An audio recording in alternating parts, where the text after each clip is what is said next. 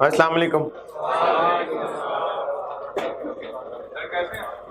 जी अल्लाह का शुक्र, बिल्कुल ठीक ठाक।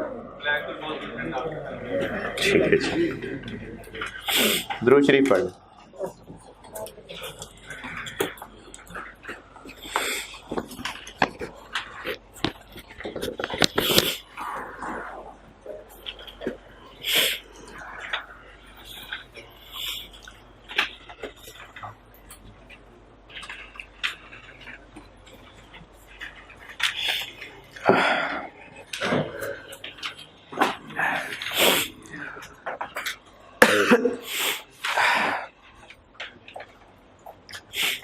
अच्छा, एक तो ये कि कल जब आप आए तो अब आपने ना कॉपियर से वो इन्वेंट्री के मैंने कुछ क्वेश्चंस दिए हैं वो लेते आइएगा। क्वेश्चन आंसर हैं, इन्वेंट्री वैल्यूएशन के क्वेश्चन आंसर हैं, वो कॉपियर से लेते आइएगा। जी है क्या चीज़?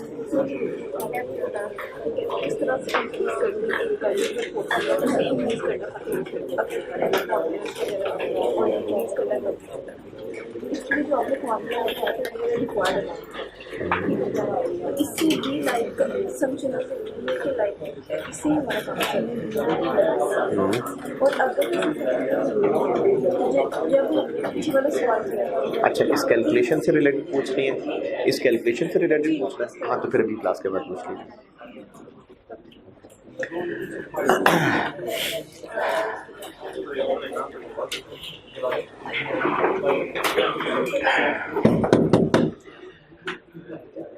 अच्छा, चूंकि मैंने अब ऑफिशियली अब कॉस्ट का सिलेबस से स्टार्ट कर दूंगा।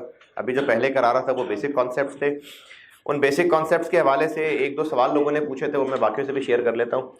एक सवाल ये पूछा था कि ये जो प्लांट मशीनरी की फ्यूल है, फ्यूल पावर, ये वेरिएबल है कि फिक्स्ड है? वेरिएबल है। तो स्टूडेंट ने पूछा ये था कि ये डायरेक्ट क्यों नहीं है? मैन्युफैक्चरिंग प्लांट, उसमें लगने वाला पावर, ये डायरेक्ट क्यों नहीं है?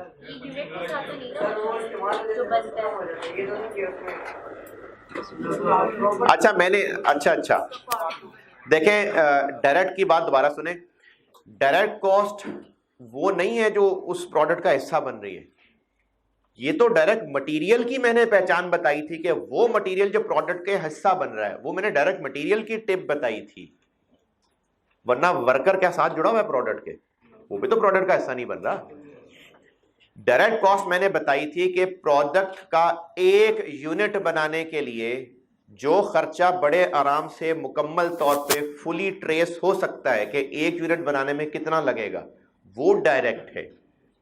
और उसकी दो ही मिसालें हैं एक नॉर्मल मैन्युफैक्चरिंग बिजनेस के लिए, एक डायरेक्ट मटेरियल और एक डायरेक्ट लेबर।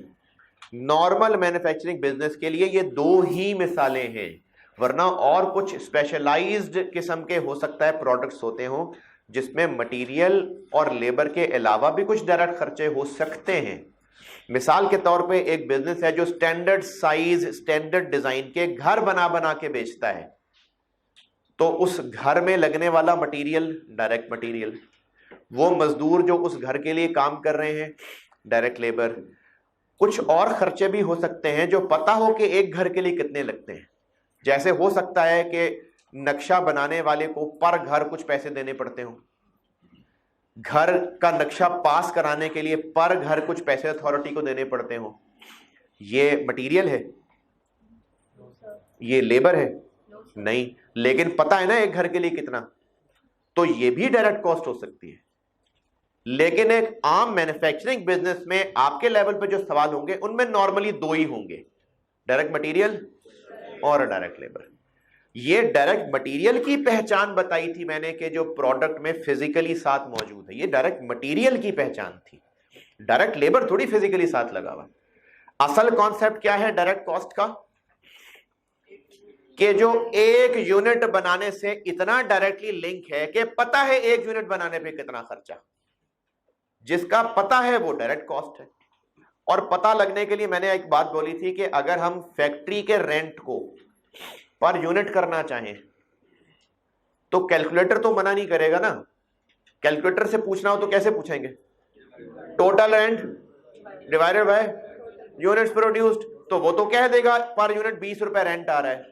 तो इसका मतलब ये है कि एक यूनिट बनाते हैं तो 20 रुपए का रेंट पड़ जाता है, मजीद एक और बनाएंगे तो एक और रेंट पड़ जाएगा। नहीं, ये नहीं है डायरेक्ट कॉस्ट। तो डायरेक्ट कॉस्ट वो होती है जो एक यूनिट बनाने से इतनी डायरेक्टली लिंक है कि एक यूनिट बनेगा तो मटेरियल लगेगा, लेबर लगेगी, नहीं बनेगा तो नहीं लगेगी। अब रही बात के मशीनरी की पावर, मशीनरी का फ्यूल डायरेक्ट कॉस्ट क्यों नहीं है? एक गाड़ी में जो पेट्रोल डल रहा है डायरेक्ट है कि इनडायरेक्ट, सॉरी वेरिएबल है कि फिक्स्ड है?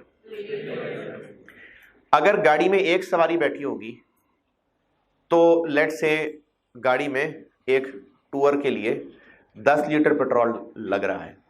एक गाड़ी में एक सवारी होगी तो एक टूर के लिए हो सकता है 10 लीटर पेट्रोल लगता हो, तो 2 सवारियां बैठेंगी तो 20 लीटर हो जाएगा, 3 बैठेंगे तो 30 हो जाएगा। क्या हर एक यूनिट बढ़ाने से फ्यूल अकॉर्डिंगली उसके मुताबिक चेंज हो जाएगा? नहीं। तो मशीन में एक यूनिट बन रहा है, 2 बन रहे हैं, 3 बन रहे हैं, फ्यूल मशीन चलने के लिए लग रहा है, यूनिट नहीं पेट्रोल खा रहा। मशीन चलेगी चाहे 5 यूनिट बन रहे हो, चाहे 6 बन रहे हो, चाहे 7 बन रहे हो, मशीन चलेगी तो वो फ्यूल खाएगी। एक यूनिट बनाने के लिए इतना फ्यूल नहीं। अगर मशीन 10 घंटे चल रही है तो उस 10 घंटे में चाहे उससे 200 यूनिट्स बनाए चाहे 210 यूनिट्स बनाए, फ्यूल क्या लगेगा? 10 घंटे चलने का फ्यूल लगेगा। तो क्या फ्यूल मशीन जो खा रही होगी, क्या एक्यूरेटली कैलकुलेट हो सकता है कि एक यूनिट बनाने के लिए कितना? क्या वाकई वो एक यूनिट बनाने पे लगने वाला फ्यूल है?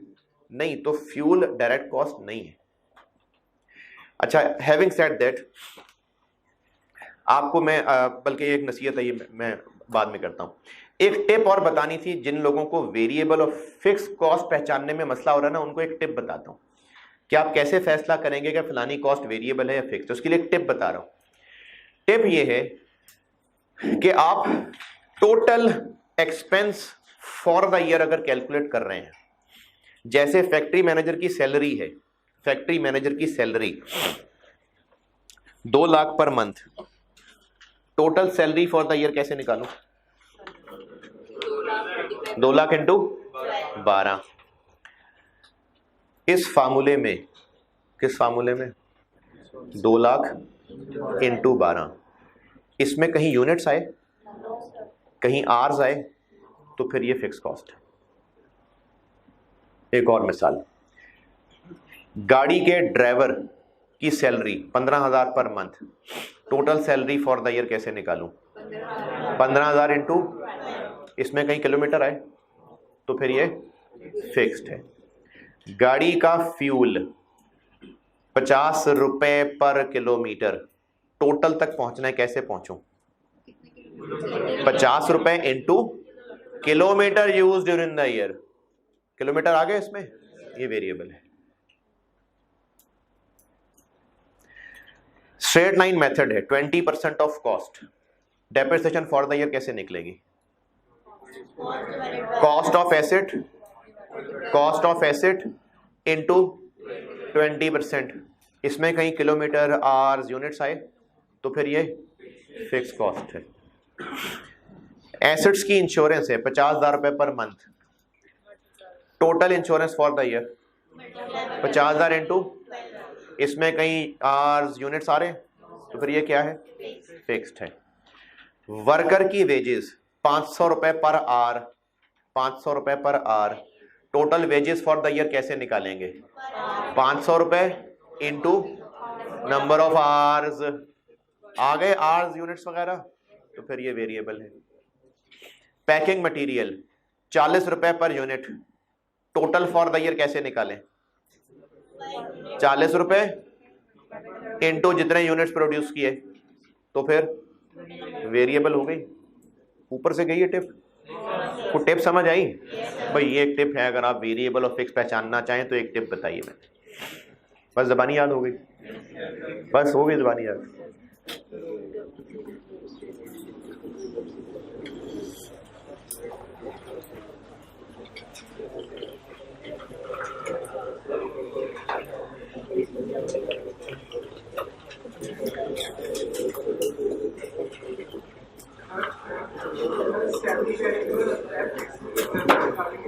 क्या जी?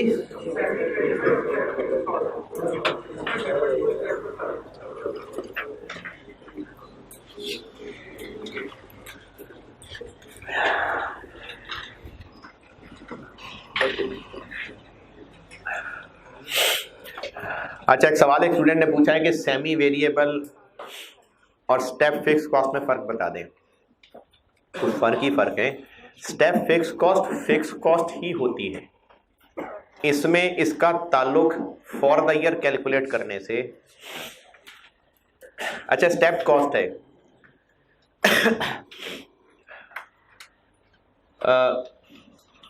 सुपरवाइजर की सैलरी हर 20 वर्कर्स के लिए एक सुपरवाइजर रखना है। कभी किसी साल में अगर वर्कर्स 20 से ऊपर बढ़ गए तो एक सुपरवाइजर और रखना पड़ेगा। सुपरवाइजर की salary total for the year निकालनी है, कैसे कैलकुलेट होगी? सुपरवाइजर की सैलरी मल्टीप्लाई बाय, किधर आए इसमें number units, number of hours आए कहीं? तो फिर ये क्या है? फिक्स्ड है। स्टेप है चाहे नहीं है, सादी फिक्स्ड है या स्टेप फिक्स्ड है ये फिक्स कॉस्ट। सेमी वेरिएबल वो होती है जिसमें थोड़ा सा पोर्शन फिक्स्ड का है और बाकी कुछ ना कुछ किसी एक्टिविटी से भी लिंक कर रहा है। जैसे सेल्समैन को हम पैसे दे रहे हैं 25,000 रुपए पर मंथ प्लस 5 रुपए पर यूनिट सोल्ड, तो जो उसको 25,000 पर मंथ दे रहे हैं, यूनिट्स बेचे चाहे ना बेचे, 25,000 पर मंथ दे रहे हैं, ये फिक्स्ड है पोर्शन, प्लस जो 5 रुपए पर यूनिट दे रहे हैं ये वेरिएबल पोर्शन है। तो इस सेल्समैन की टोटल अमाउंट को मिला के एक सेमी वेरिएबल खर्चा बोला जाएगा।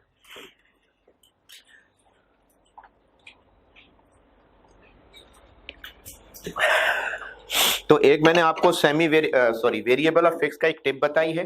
क्या टिप बताई है? जिस आइटम के बारे में भी सोचना है, आप देखिए उसका total for the year expense कैसे कैलकुलेट करें, उसको कैलकुलेट करके देख लें। अगर उसमें कहीं यूनिट्स, किलोमीटर, आवर्स इनका इस्तेमाल हो रहा है तो वेरिएबल है, नहीं हो रहा तो फिक्स्ड है। यार आपकी कुछ अजीब अजीब शक्लें देख के लग रहा है कुछ नहीं समझ आ रही मैं क्या बात कर रहा हूं। मैंने आपको टिप बताई है वेरिएबल और फिक्स्ड कॉस्ट पहचानने की, कि आप किसी भी आइटम जिस पे फैसला कर रहे हैं, मैंने मिसालें दी हैं 5-7 तो मिसालें दे दी हैं, इनका आप total for the year calculate करके देखें।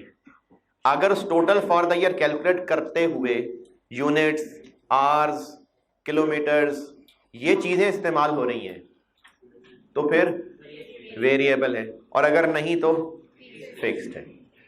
ग्रुप में एक बच्चे ने लिखा हुआ था कि जो ड्राइवर की सैलरी है, तो ड्राइवर तो गाड़ी चलाता है, तो सर ने कहा था कि जो खर्चा कोर एक्टिविटी से लिंक है वो वेरिएबल होता है।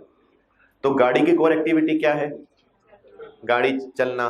तो ड्राइवर गाड़ी चला रहा है तो उसका मतलब वो कोर एक्टिविटी से लिंक है।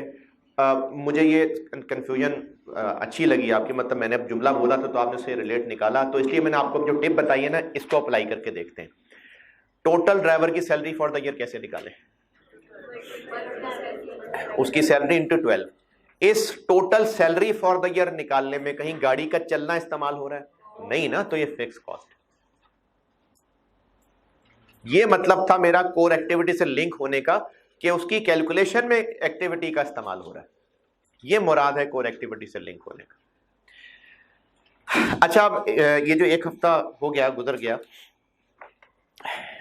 अब मैं आपको ना ऑफिशियली जो कॉस्ट का बाकायदा सिलेबस है मैं उससे स्टार्ट कर रहा हूं, लेकिन उससे पहले कुछ बड़ी ज़रूरी नसीहतें सुन लें। वो बहुत ही ज़रूरी हैं आपके इस वक्त के हालात के मुताबिक। अभी तक मैं जो आपको बता रहा था वो कुछ बेसिक कॉन्सेप्ट्स थे, variable, fix, direct, indirect, direct material, direct labour, FOH, cost of goods manufactured, material consumed. ये मैंने कुछ नाम लिए, इनके फार्मूले लिखे, इन पे काफी हद तक प्रैक्टिस की कोशिश कर ली।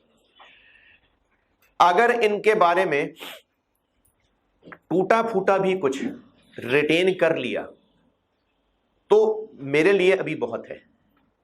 जैसे आप लोगों ने जब जिंदगी में कभी अकाउंटिंग पढ़नी शुरू की थी तो आपके टीचर्स ने आपको debit credit, journal entries, ledger accounts ये सिखाए थे कि नहीं सिखाए थे? तो जब आपको लेजर अकाउंट सिखाए थे कि डेबिट क्रेडिट साइड क्या होती है, फिर उसमें पोस्टिंग होती है, फिर क्लोजिंग बैलेंस निकलता है, क्या उन इनिशियल 10-12 लेक्चर्स के अंदर आप उन टी अकाउंट्स की एक एक बारीकी को पक्की तरह हजम कर चुके हुए थे? नहीं, लेकिन जैसे जैसे आगे बढ़ते रहे उनका बार बार इस्तेमाल होता रहा तो बेहतर हो गया ना कॉन्सेप्ट। जिस दिन आपको शुरू में डेबिट क्रेडिट सिखाया था उन पहले 10-12 लेक्चर्स के अंदर दुनिया की कोई एंट्री दे दी जाती आप कर लेते? नहीं, उसमें आपको सिर्फ अगर डेबिट क्रेडिट टूटा फूटा भी समझ आ गया था तो वो बेसिक टूल्स थे जिनको लेके आगे अकाउंटिंग सीखनी थी। तो बेटा इसी तरह से मैंने आपको ये जो वेरिएबल फिक्स कॉस्ट सिखाई है ना, अगर आपको जितनी समझ आई है ये भी बहुत है। मैं समझता हूं कि अगर आपको इतनी इस हद तक भी समझ आ गई शाबाश। अगर इसमें कुछ कच्चा कच्चा रह गया तो ये मायूसी नहीं है कि पता नहीं कॉस्ट समझ ही नहीं आ रही।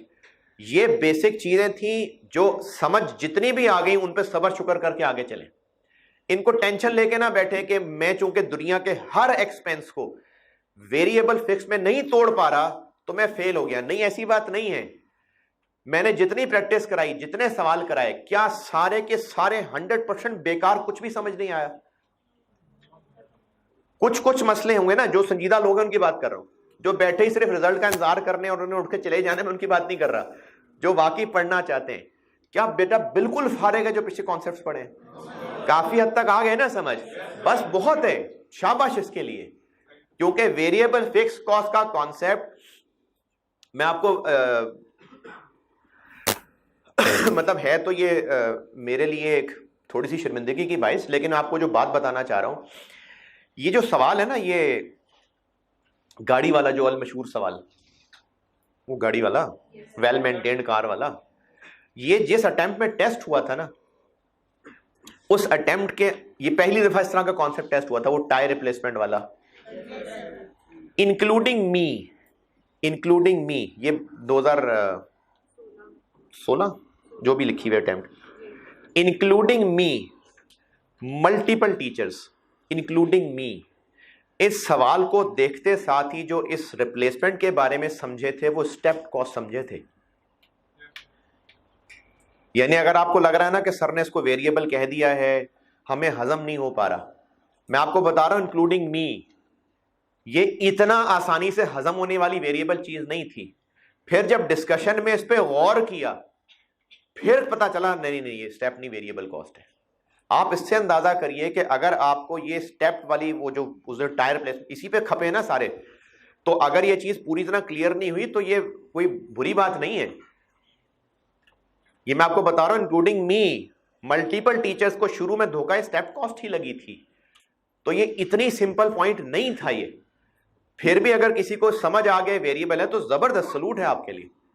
तो इन पॉइंट्स के अलावा अगर आप काफी हद तक भी, बल्कि क्या काफी हद तक क्या, अगर आप जितनी आइटम्स पढ़ी हैं उनमें से अगर आपको 60-70% तक 50% से ऊपर अगर क्लियर है ना वेरिएबल और फिक्स, तो बहुत बड़ी अचीवमेंट है ये। इस पे खुश रहें आप, मायूस नहीं होना। ओके अच्छा, अब ये जो अभी तक कॉन्सेप्ट्स थे इनमें कुछ बच्चों को ये मसले हुए होंगे कि ये हम क्या कर रहे हैं, इसका सवाल कैसे आएगा। अभी मैं आपको सवाल तक तो लेके ही नहीं गया कि एग्जाम क्वेश्चन कैसे आएगा। मैंने आपको इन 4-5 क्लासेस के अंदर, 5 क्लासेस के अंदर सिर्फ और सिर्फ कुछ कॉन्सेप्ट समझाने की कोशिश की थी। समझ आ गए जितने भी, बस ठीक है, अब हमने आगे चलना है।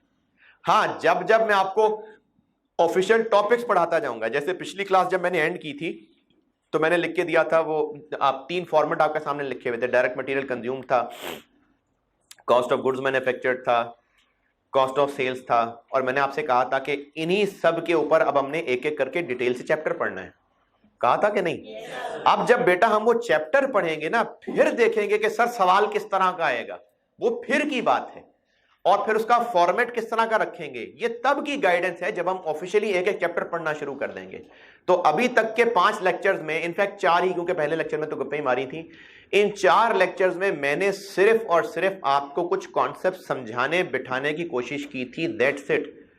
उनको लेके अभी आपने फॉर्मेट्स पे परेशान नहीं होना कि सवाल किस तरह का आएगा, हम उसको किस तरह से सॉल्व करेंगे, इन बातों की भी फिलहाल टेंशन नहीं है पहले 4 लेक्चर्स में। ओके अगली नसीहत, ये नसीहत कॉस्ट में मुझे बड़ी जरूरी लगती है, इसलिए पिछले कुछ 1-2 सेशन से मैंने ये बतानी शुरू कर दी है। एक कहानी, जब मैं एफएससी में था फर्स्ट ईयर में, तो हमारी फर्स्ट ईयर की इंग्लिश में ना कहानी थी, उसके बाद तो सिलेबस चेंज हो गया, आप लोगों के लिए नहीं, वो नहीं होगी। फर्स्ट ईयर में एक कहानी थी, एफसी कॉलेज में पढ़ता था मैं, फर्स्ट फ्लाइट के नाम से। अच्छा, कहानी क्या थी? कहानी कुछ ये थी कि कहानी बनी हुई थी सीगल्स के ऊपर। सीगल्स होते हैं कुछ वो परिंदे होते हैं, समुद्री परिंदे होते हैं और ये चट्टानों पे रहते हैं। एक सीगल फैमिली थी और उनमें जो एक छोटा बच्चा था, तो जानवरों में कुछ अरसे तक तो जो माँ है वो बच्चों को खाना उन तक पहुंचाती है। अब ये परिंदे हैं समुद्री, तो ये मछलियां खाते हैं। अच्छा, अब वो क्या हुआ कि जो एक बच्चा था उसको अम्मा जी खाना चोची देती थी राह के हैं, तो जो बाकी बहन भाई थे वो आस्ता आस्ता खुद इस काबिल हो गए कि उड़ के नीचे जाके मछली शिकार करके खाना शुरू हो गए। अब वो जो परिंदा था जिसकी ये कहानी है, वो हिम्मत नहीं कर रहा था। उसने एक दफा हिम्मत की उड़ने की, उससे उड़ने की हिम्मत हुई नहीं, वो डर गया। अब माँ थी तो माँ ने तो देखना ही था, तो माँ फिर उसको क्या किया कि माँ ने उसको खिलाना शुरू कर दिया। अब जब माँ ने देखा कि बाकी बहन भाई उड़ रहे हैं और वो नहीं उड़ रहा है, तो कहानी है, पता नहीं असल में जज्बात होंगे कि नहीं होंगे, बहरहाल कहानी है। तो माँ ने ये किया कि माँ अब मछली पकड़ के लाई और उसको खिलाने की बजाय उसके सामने बैठ के खाना शुरू हो गई। अच्छा, अब वो भूखा था तो वो देखा, अच्छा अम्मा मुझे भी देगी, भी अम्मा खा गई मछली अकेली। फिर उसके बाद दोबारा सीन हुआ कि माँ ने फिर मछली उसके सामने लाई, फिर खानी शुरू कर दी। अब वो जरा भूख में तड़प रहा है, वो आगे बढ़ा, माँ पीछे हो गई, वो और आगे बढ़ा, माँ और पीछे हो गई, माँ अकेले खा रही है मछलियां। अब जब उसकी भूख बिल्कुल बर्दाश्त से बाहर हो गई तो अब उसने तो झपटना है। अब वो बच्चा जो है वो झपट रहा मछली के ऊपर और माँ मछली लेके पीछे से पीछे होती जा रही है। अच्छा, अब बिल्कुल पहाड़ का एज आ गया। अब बच्चे की जो बेचैनी है वो बढ़ रही है और बच्चा लपका है मछली की तरफ और माँ ऊपर उड़ गई। अब वो जो बच्चा है वो पहाड़ से नीचे। अच्छा, अब जो बच्चा पहाड़ से नीचे गिरा है तो बहरहाल जितना मर्जी डर रहा है तो सही ना पर उसके। अब जब उसको लगा कि वो गिर रहा है तो उसने तो हाथ पैर मारने शुरू कर दिए। अब जब उसने हाथ मारने शुरू किए तो उसके पर जो मौजूद थे वो खुल गए, और अब जब पर मारेगा, पर हिलाएगा तो फिर तो वो उड़ेगा। अब उसको हाथ पैर हिलाने से वो उड़ना शुरू हो गया। अब जब उड़ना शुरू हो गया तो उसको उड़ना आ गया। इस कहानी का नाम था फर्स्ट फ्लाइट। अब वो जो माँ उसके सामने बैठ के उसको मछली खिला रही थी, अगर वो बच्चा ये कहे कि मेरी अम्मी आप ही मुझे खिला दिया करें, अब वो माँ अगर उसको वाकई ही खिलाती ही रहे सारी जिंदगी, तो ये माँ की मोहब्बत नहीं है, माँ ने उस पर जुल्म किया है, क्योंकि उसने अल्टीमेटली तो उड़ना ही था। अब अगर उसको माँ कह रही उड़ो, नहीं उड़ा, तो माँ ने तो उसको फेंकना ही था नीचे।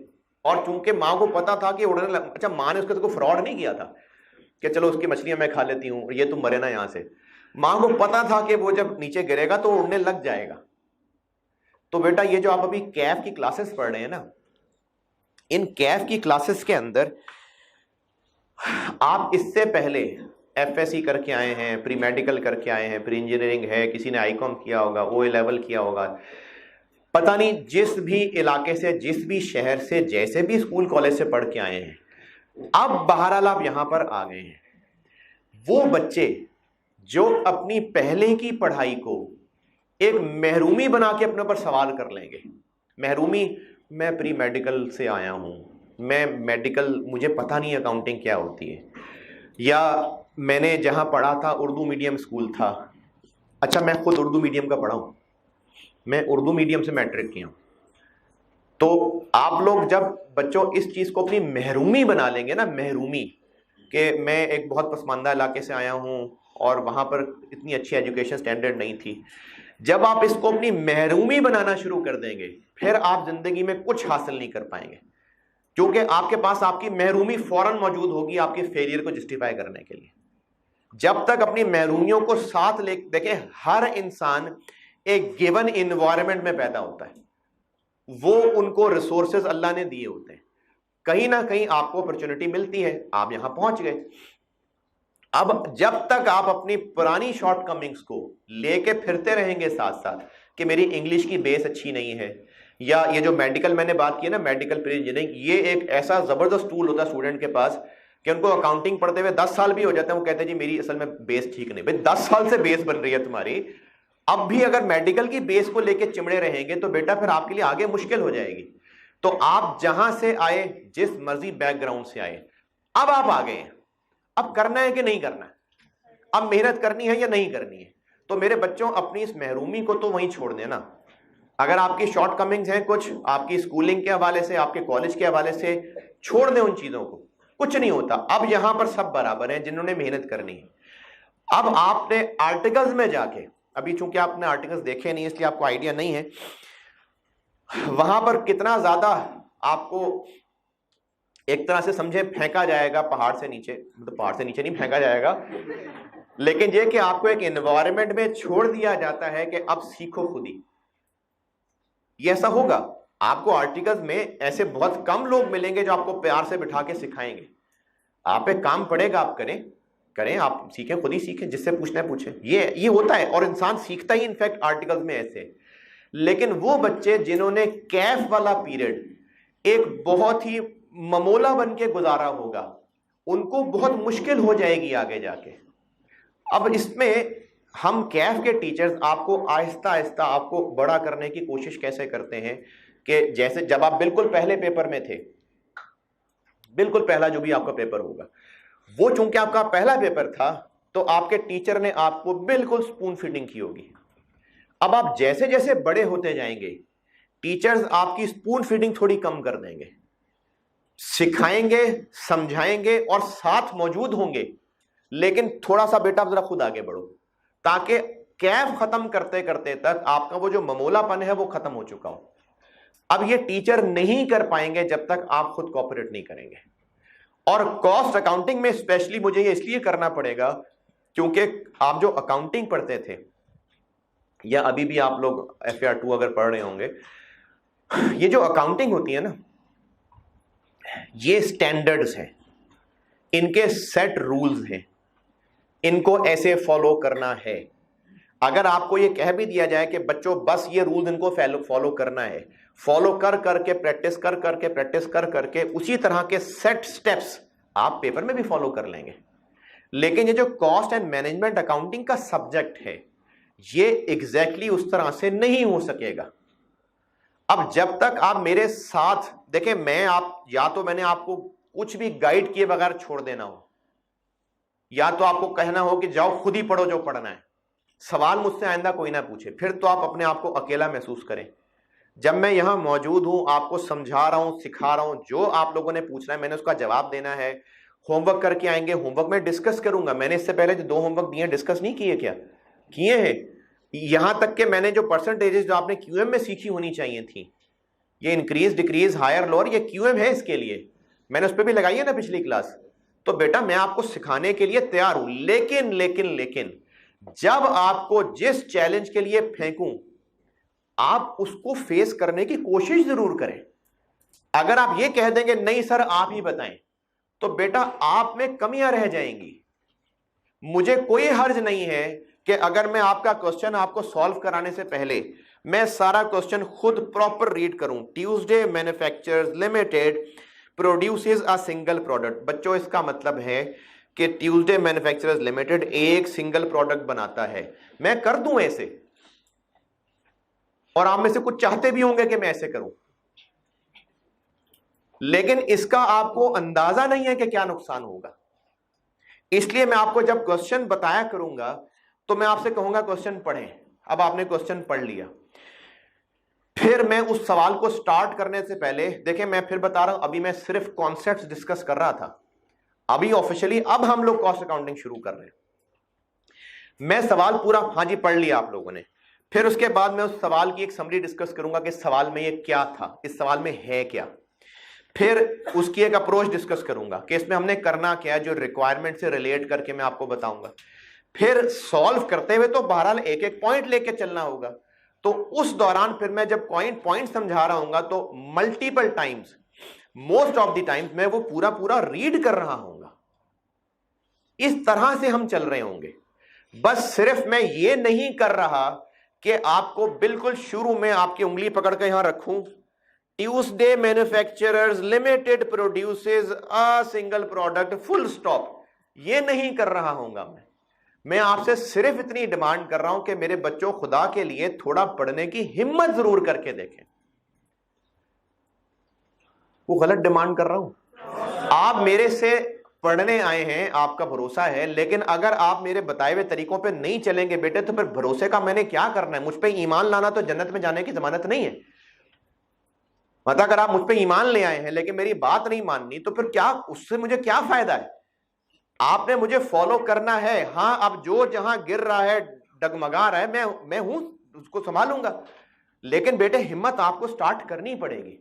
पिछली क्लास के बाद एक बच्चे की परेशानी थी, जो कि मुझे क्लास में कहनी इसलिए पड़ रही क्योंकि ये मल्टीपल लोगों की परेशानी हो सकती है, कि आप नोट्स प्रिंटेड दे दें, क्योंकि आप जो बोर्ड पे लिख रहे हैं, या आप जो डिक्टेट करवा रहे हैं, या आप जो पॉइंट्स कहते हैं कि ये अपने अल्फाज में लिख लो, हमें इतना भरोसा नहीं हो पा रहा खुद पे कि हम जो लिख रहे हैं क्या हम वो सही लिख पा रहे होंगे कि नहीं लिख पा रहे होंगे। ये बात वो बच्चा होगा क्लास में, बेटा आपको मतलब मैं इसमें कुछ तजलील करना मकसद नहीं है, आपकी तरह से सोचने वाले, फिक्र वाले और बच्चे मौजूद होंगे इस क्लास के अंदर। आपको ये बात करने का मकसद ये था बेटा कि जरा अपनी इस वक्त थोड़ी सी हालत पे गौर करिएगा कि कुछ ज्यादा बेचारगी नहीं ले आ रहे तबीयत में आप, मतलब कुछ ज्यादा बेचारगी नहीं महसूस कर रहे हैं आप, कि आप सर खुद ही हमें प्रिंटेड नोट्स दे दें, क्योंकि हम लिखने में कंफर्टेबल महसूस नहीं कर रहे हैं। मेरे बच्चों, ये कैसे आएगी अचानक कंफर्ट? बताएं, ये कॉन्फिडेंस कैसे आ जाएगा? आप कब इतना कॉन्फिडेंट फील करेंगे कि आप जो लिखें आपको पता हो आपने क्या लिखा है? ये कब होगा? कोई एज का वो वक्त बता दें कि इस एज के बाद अचानक चेंज हो जाएगा, या आप बताएं नंबर ऑफ पेपर्स कितने पास कर लेंगे तो ये हो जाएगा? कब होगा ये?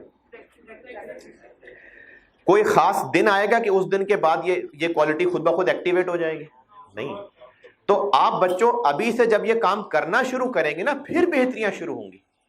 आप में से जितने लोगों को बाइक चलानी आती है, गाड़ी चलानी आती है, जब कभी किसी ने सिखाई होगी, साथ बैठ के ही सिखाई होगी। अब जब वो आपको सिखा चुका होगा तो उसने कहा होगा कि अब तुम अकेले चलाओगे। अगर आप ये कहते कि नहीं, साथ ही रहना है आपने हर वक्त, तो फिर आपको नहीं आती गाड़ी और बाइक चलानी। आप जब अकेले चलाएंगे तो शुरू में घबराहट हुई होगी। अगर किसी ने बाइक साइकिल सीखी हो ना, तो शुरू में बड़ी घबराहट होती है, लेकिन जब थोड़ी देर के बाद एहसास होता है अच्छा नहीं मैं तो चला रहा हूं, फिर कॉन्फिडेंस एकदम से ऊपर चला जाता है। तो आप जब तक मेरे बच्चों इस चीज पे कॉन्फिडेंट, अपने ऊपर भरोसा करने की कोशिश ही नहीं करेंगे कि मैं भी लिख सकता हूं, तो वो भरोसा नहीं आ जाएगा अचानक। तो इसलिए आप लोगों को जो जिस तरीके से लेके चल रहा हूं वो आजमाया हुआ कामयाबी वाला ही तरीका है। बस आप लोग फॉलो करते जाएं, मानते जाएं, इंशाल्लाह आप देखेंगे कुछ अर्से बाद के हां फायदा होने लग गया है। लेकिन अगर डरते रह जाएंगे, हिम्मत ही नहीं करेंगे। अच्छा, आपको अगर यह परेशानी होती होगी ना कि सर जो आप डिक्टेट करवा रहे हैं ना, उसकी इंग्लिश आप बोल तो देते हैं लेकिन हमें वर्ड्स की स्पेलिंग नहीं आती, पूछ लें, कोई बात नहीं, कोई मसले वाली बात नहीं। आप कहिए वर्ड आपने बोला इसकी स्पेलिंग समझ नहीं आई, मैं बोर्ड पे लिख दूंगा। कहिए मुझे भी स्पेलिंग्स नहीं आती, तो क्या मतलब मुझे इसमें क्या शर्मिंदगी है कि मुझे किसी वर्ड की स्पेलिंग नहीं आती? इस पे शर्मिंदगी वाली क्या बात है? ये तो आईकैप की तरफ से भी बाय रूल आपके जो, अनलेस के फंक्शनल इंग्लिश का पेपर ना हो, बाकी पेपर्स आपके स्पेलिंग मिस्टेक्स पे, इवन के ग्रामेटिकल मिस्टेक्स पे नंबर नहीं कटेंगे। As long as sense convey हो रही है आपको उसको मार्किंग मिलेगी। तो जब आईकैप इस चीज पे आपको पेनलाइज नहीं कर रहा, तो आप किस बात पे घबरा रहे हैं कि हमें लिखते हुए डर लग रहा है हम लिख ना पाए? ये डर कैसे खत्म होगा? लिखेंगे तो खत्म होगा। और एक बार सेशन एक बार चल जाए, थोड़ा सा टाइम गुजरना शुरू हो जाए, आप हो जाएंगे इसमें कंफर्टेबल। बस भरोसा करके चलिए, हो जाएंगे कंफर्टेबल। अगर किसी को बहुत ज्यादा मसला हुआ करे तो वो ये किया करे कि लेक्चर के बाद मुझे आके रजिस्टर दिखा दिया करे, सर इसको जरा एक नजर मार दें, मैंने ठीक लिखा हुआ है। चले शुरू में बेशक ऐसे कर लिया करें, लेकिन बेटा मुझे खुद भी पता है कि मैं सारे नोट्स अगर लिखे हुए दे देता तो उसमें गलतियों के चांस बच जाते, लेकिन आपको पता नहीं इसके और क्या नुकसान होते। आप उनको पढ़ते ही ना, क्योंकि आप कहते हैं जो सर बता रहे हैं लिखा तो हुआ ही है, तो मैं अभी तो खैर बिजी हूं, मैं पढ़ तो लूंगा ही घर जाके, और ये पढ़ तो लूंगा ही, ये करते करते अगली अटेम्प्ट आ जानी थी। मैं पैदाइशी चार्टर्ड अकाउंटेंट नहीं हूं, मैं ये सारे आपके फेस से गुजरा हुआ हूं। टीचर्स जितने भी होते हैं वो स्टूडेंट लाइफ से गुजर के टीचर बने होते हैं, और उन्होंने जो भी तरीके बताए होते हैं कुछ अपनी स्टूडेंट लाइफ में सीखे होते हैं और कुछ स्टूडेंट्स को पढ़ा पढ़ा के सीखे होते हैं। तो ये बोरिंग बातें कर रहा हूं यार, आप जमाइयां लेते हैं ना, इसका मतलब है बकवास बात कर रहा हूं। नो सर नहीं, जो अब जो ले रहा है वो यस थोड़ी बोलेगा, वो यस कहेगा यस सर मैं जमाइयां ले रहा हूं, वो तो ले रहा है जमाई, वो ले रहा है, मैं उसकी बात कर रहा हूं।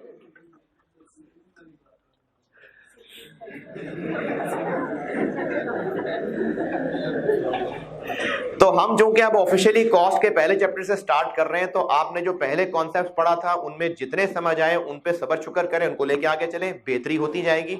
वो कॉन्सेप्ट्स अब हल्की आंच पे पकते जाएंगे साथ साथ। और जो नोट्स, जिस तरह से मैं आपको लेक्चर नोट्स कहता हूं, आपका रजिस्टर आपके लिए कीमती तरीन असासा है, खुद मर जाना रजिस्टर नहीं फटना चाहिए। आपका एक कीमती तरीन असासा है, जो मैं बोर्ड पे लिख रहा हूं वो भी आपने लिखा हो, जो मैं आपसे कहूं कि अब ये बात लिखें वो मैं आपको अंग्रेजी में बता रहा हूँ वो भी लिखना है। कुछ चीजें होंगी जो मैं आपको इस वजह से अंग्रेजी में नहीं बता रहा हूँ क्योंकि वो अंग्रेजी में बता के उसका वो मतलब शायद आप एंड पे ना समझ सकें, तो मैं कहूंगा इसको अपने अल्फाज में जैसे मर्जी, उर्दू, पंजाबी, पश्तो जैसे मर्जी लिख लें, वैसे लिखें जो कल आपको समझ आए। कुछ बातें ऐसी कर रहा हुआ करूंगा। 3 तरह की बातें जो आपके रजिस्टर पे लिखी जा रही हैं, जो मैं हर एक से रिक्वायर कर रहा हूं, जो बोर्ड पे लिख रहा हूं वो लिखें, अनलेस कि मैं खुद ही कह दूं कि ये चीज अभी ना लिखना, क्योंकि कई फिगर्स ऐसी होंगी जो मैं बोर्ड पे लिख रहा हूंगा लेकिन उनमें आपके लिखने वाला कुछ खास होगा नहीं, उनसे मैंने कुछ समझाना होगा और समझाने के बाद फिर ऑफिशियली कुछ ना कुछ लिखवा देना होगा। तो जो बोर्ड पे लिखूं अनलेस कि मैं मना ना करूं वो आपने लिखना है, जो मैं खुद डिक्टेट करवाऊं कि ये लिखना है वो अल्फाज लिखने हैं, और जो बातें मैं आपसे कहूं कि समझा दिया, समझ आया, नहीं समझ आया दोबारा बताऊं, समझा समझा समझा समझा, समझ आ गया, हाँ जी समझ आ गया, बस इससे पहले कि दिमाग से निकले अपने अल्फाज में लिख लें। ये 3 चीजें जो आपके रजिस्टर पे हर एक के पास होनी चाहिए। इसके अलावा अगर कोई समझता है कि सर ने जो मिसाल दी थी उससे मुझे को और पॉइंट अच्छा क्लिक कर गया है, तो वो फिर आप खुद लिखना चाहें तो लिख लें। ये आपके टोटल लेक्चर नोट्स हैं जो मेरे लिए बहुत जरूरी है हर स्टूडेंट के लिए। हिम्मत करने को तैयार हैं या छोड़ छाड़ के घर जाना चाहते हैं, अब्बू अम्मी मुझसे सीए नहीं हो रहा, बहुत डर लगता है, करना चाहते हैं क्या? आई क्या आपके शक्ल देखेगा, अच्छा है तो बेचारा बहुत घबरा रहा है, तो उसमें पास कर देंगे? नहीं, एफर्ट आपको ही करनी पड़ेगी, और अभी नहीं करेंगे तो फिर कभी नहीं कर सकते आप। ओके, चले एक कुछ पॉइंट्स ना ऑनलाइन वालों के लिए, क्योंकि ऑनलाइन वाले जो है ना वो, हाँ जी क्या हो गया?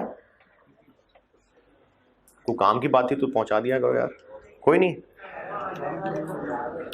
फिर समझ नहीं आया मुझे क्या कह रहे।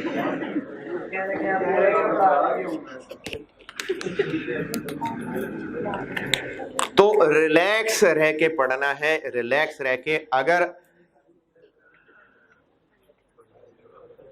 अगर पढ़ना है तो पढ़ना है एट एनी कॉस्ट, नहीं पढ़ना तो छोड़ें और जाएं, दूसरों को मायूस ना करें। पढ़ना चाहते हैं? कोई डर, घबराहट, परेशानी निकालने दिल से। मुश्किल है तो क्या हुआ, करना है, आपके लिए मुश्किल है, सबके लिए मुश्किल है। और ये मैंने पहले दिन कहा था कि 2 अप्रोचेस हैं, मैं दूसरी वाली अप्रोच पे चलता हूं कि मैं आपको कहूंगा मुश्किल है, और उसमें मुश्किल सिर्फ इसलिए कहा जाएगा कि आप एक्टिव अलर्ट रहें, मेहनत करते रहें साथ साथ, हो सकता है इन द एंड आपको लगे कि नहीं सर ये तो इतना मुश्किल नहीं था। एक ये अप्रोच है। दूसरी अप्रोच ये है कि बच्चों बड़ा आसान है, मसला ही कोई नहीं है, हलवा है सब, और ऐसे बताते बताते बताते चूंकि मुश्किल है तो लग तो आपको पता जाना ही है। अच्छा, अगर मैं आसान आसान कह के चल रहा हूंगा तो उसका एक बड़ा नुकसान क्या होगा?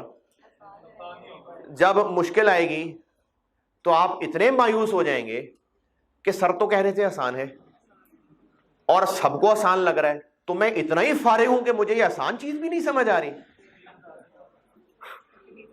तो इससे आप और मायूस हो जाएंगे। तो मेरी अप्रोच ये है कि कॉस्ट अकाउंटिंग मुश्किल आपको कह के ही मैं चलूंगा, और ऐसा नहीं कि मैं उसको ज्यादा एग्जैजरेट कर रहा हूं। बहरहाल एक मुश्किल सब्जेक्ट है, लेकिन मैं अपनी तरफ से पूरी कोशिश कर रहा हूं और आपसे कोशिश चाह रहा हूं, बस यही चाहिए। हैं साथ? अच्छा, अब कुछ नसीहतें यहां बैठे हुए लोग ना बोलें, सिर्फ मैं ऑनलाइन वालों के लिए कुछ पॉइंट्स बता रहा हूं, और ये इसलिए बता रहा हूं क्योंकि मैं व्हाट्सएप ग्रुप में ये बातें 2-3 दफा कर चुका, लेकिन चूंकि आप देखते ही नहीं है ग्रुप, तो मैंने कहा चलो लेक्चर कभी ना कभी तो देख ही लेंगे। कोई ना कोई कभी ना कभी लेक्चर 6 तो देख ही लेगा। अब चाहे वो अक्टूबर में देखे चाहे नवंबर में देखे, कभी ना कभी तो जिंदगी में देख लेगा। हैं? असल में आपने सुना ही उनका है जिनसे नहीं होता, जिनका हो जाता उनसे सुनोगे तो ऐसी बात नहीं है। अच्छा, अभी चुप, अभी आपकी बात नहीं हो रही, अभी मैं कैमरे वालों से बात कर रहा हूं। अच्छा, कुछ बातों का ख्याल रख लो ऑनलाइन वाले बच्चों। मैं बार बार, ये क्या हो रहा है? अब ये बार बार मैं ऑनलाइन के ग्रुप में बात नहीं लिख रहा हूँ मैसेज आपको। जब भी कोई इस तरह की बात पूछेगा तो मैं बता दूंगा लेक्चर 6 सुन लो जाके, या बाकी में कोई हो तो वो कह दे लेक्चर 6 सुन ले जाके। आप इसको अभी अपने पास रजिस्टर पे लिख लेना। आप लोगों की बात नहीं कर रहा, ऑनलाइन वालों की बात कर रहा हूँ।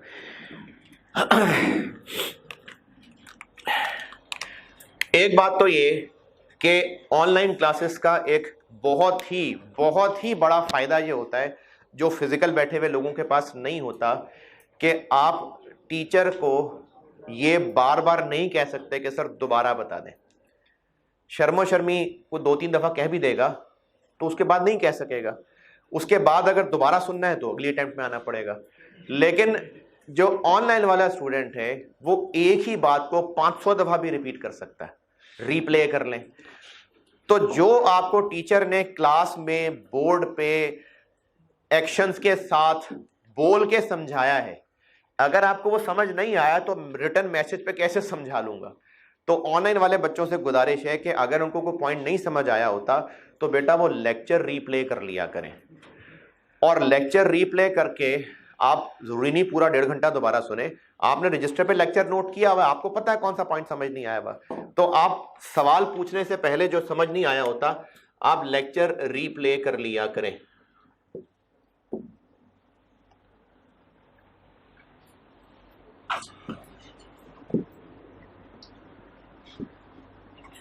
अगर कोई क्लैरिफिकेशन चाहिए तो आप लेक्चर रीप्ले कर लिया करें।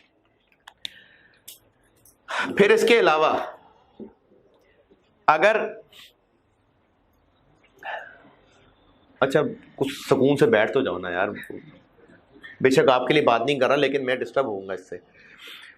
अगर आप लोगों को लेक्चर के दौरान कोई सवाल आता है तो यहां पर बैठे हुए जो लोग हैं वो तो उसी वक्त बीच लेक्चर में ही सवाल पूछ लेते हैं, लेकिन जो ऑनलाइन लेक्चर सुन रहे होते हैं वो डायरेक्टली तो सवाल नहीं पूछ सकते। तो आप लोग ऐसा किया करें कि जिस लेक्चर में रिलेटेड को कंसर्न है आप पहले वो लेक्चर कंप्लीट होने दिया करें, उसके बाद टेक्स्ट करके पूछना है तो पूछें। जब आप टेक्स्ट करके लेक्चर के दौरान ही पूछ लेते हैं, वही बात 15 मिनट बाद मैंने ठीक कर दी होती है। बल्कि एट टाइम्स तो ऐसा भी हो जाता है कि कभी कभी कोई वैल्यू सवाल बोर्ड पे सॉल्व करते हुए कोई वैल्यू गलत लिखी गई। अब ऑनलाइन वाला वहीं रोकेगा, सर ये वैल्यू गलत है, सर ये वैल्यू गलत है।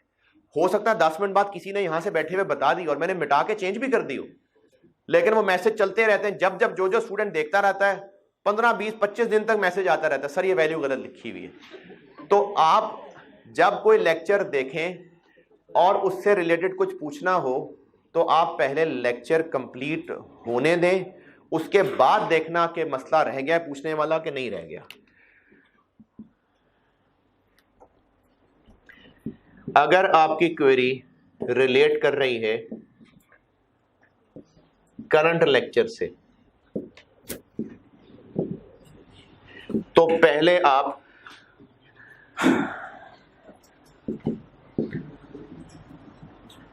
लेक्चर को कंप्लीट होने दें।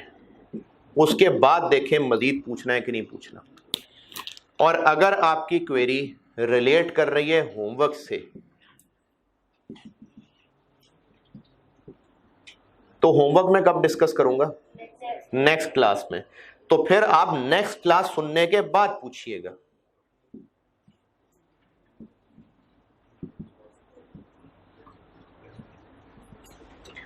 क्योंकि जो बच्चे पूछना शुरू कर देते हैं होमवर्क, सर ये मैंने सवाल किया, ये समझ नहीं आ रहा, ठीक है कि नहीं ठीक है, तो मैंने अगले दिन करना होता है होमवर्क डिस्कस। तो पहले आप अगला लेक्चर मुकम्मल सुन लीजिएगा, उसके बाद देखिएगा मजीद कुछ पूछना है कि नहीं पूछना।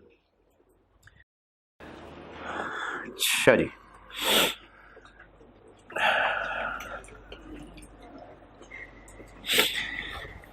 इसके अलावा एक मसला होगा ऑनलाइन वालों को कि जब वो लेक्चर बोर्ड पे लिखा हुआ नोट कर रहे होते हैं, तो मैं अगर मूव करूंगा तो कैमरा भी मूव करेगा।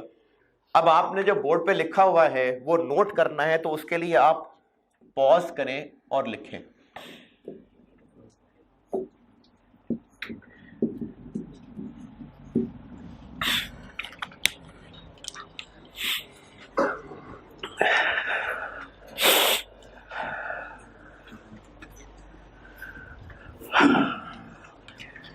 फिर एक और मसला ग्रुप में जो बड़ा ही शदीद किस्म का होता है कि वो आपस में एक दूसरे को जुगते मारने लग जाते हैं। या अगर कोई सवाल कोई स्टूडेंट पूछ ही लेता है, टीचर उसको कैसे हैंडल करता है, स्टूडेंट इसको डिफरेंट तरीके से परसीव करेगा, और कोई क्लास फेलो कैसे हैंडल करता है, डिफरेंट तरीके से परसीव करेगा। जैसे बाद औक़ात को स्टूडेंट्स ग्रुप में सवाल पूछ लेगा जो इंतहाई बोंगा सा सवाल होगा। अब वो मैं अगर उसको कोई थोड़े से मजाकिया तरीके में रिप्लाई करूंगा तो और मसला होगा, लेकिन जब बाकी क्लास फेलो उस पर जुगते मारने आ जाएंगे तो फिर और होगा। तो आप जो ग्रुप मेंबर्स हैं ये एक दूसरे के साथ जुगते मारने मत आया करें। आप लोग जरूर एक दूसरे को जवाब दें, पढ़ाई की काम की बात, और जरूर पार्टिसिपेट करें। मैं सबके मैसेजेस देख रहा होता हूं, जो सही जवाब दे रहा होता है उसको शाबाश भी दे देता हूं, जो नहीं दे रहा होता मैं उसकी बात चेंज कर देता हूं। तो आप इसमें जरूर डिस्कशन जरूर कर लिया करें। लेकिन आप ग्रुप के मैसेजेस देखते रहा करें। होता यह है कि जब जिस स्टूडेंट के जहन में कुछ सवाल आया, उसने सोचे समझे बगैर, इधर उधर देखे बगैर वो सवाल पूछ लिया, हालांकि अभी 2 मैसेजेस ऊपर वो सवाल किसी ने पूछा था।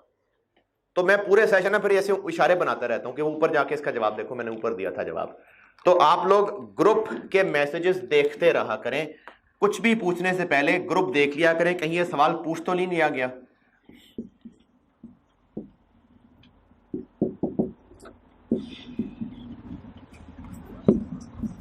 ग्रुप मैसेजेस चेक करते रहा करें बिफोर।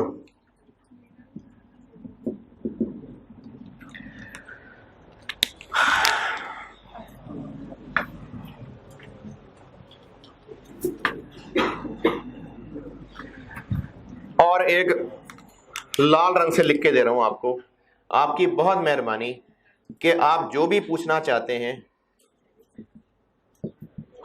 वो आप लिख के पूछा करें, वॉइस मैसेज में मत पूछा करें।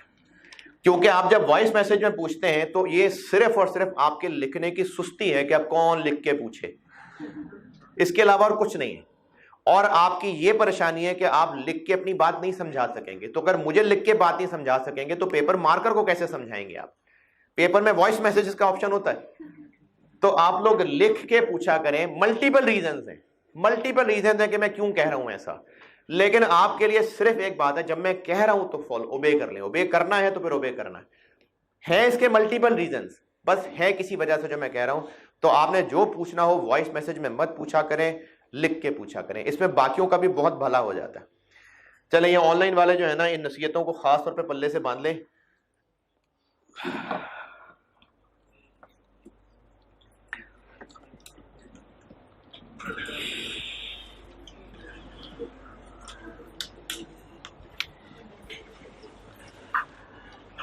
और मैं जो भी डॉक्यूमेंट शेयर करूंगा वो आपके कोर्स में रखा होगा। मैं व्हाट्सएप ग्रुप में नहीं डॉक्यूमेंट शेयर कर रहा होता, वो आपके कोर्स में रखा होता है। और अगर कोई आपस में डॉक्यूमेंट शेयर करने हो तो ग्रुप के अंदर ना शेयर कर लिया करें। एक ही चीज है वो 500 दफा शेयर हो रही होती है। एक स्टूडेंट आता है फलाना पेपर शेयर कर दो यार, वो यार जो है ना वो 10 और आ जाते हैं, वो शेयर कर लेते हैं। फिर कुछ देर बाद कहता है जी डॉक्यूमेंट शेयर कर दो, फिर शेयर करने लग जाते हैं। तो अगर किसी ने डॉक्यूमेंट शेयर करना हो तो पर्सनल मैसेज में किया करें, ग्रुप में रश ना मचाया करें। चलें ठीक है जी।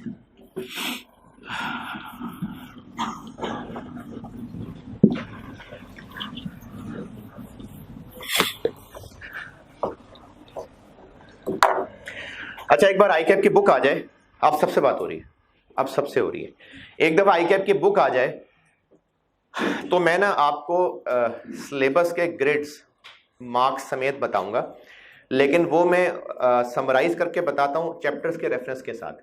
तो जब तक आईकैप की बुक नहीं आती, चैप्टर के नंबर नहीं पता, तो इसलिए मैं अभी ग्रेड नहीं दे रहा, अभी बात जबानी चल रही है।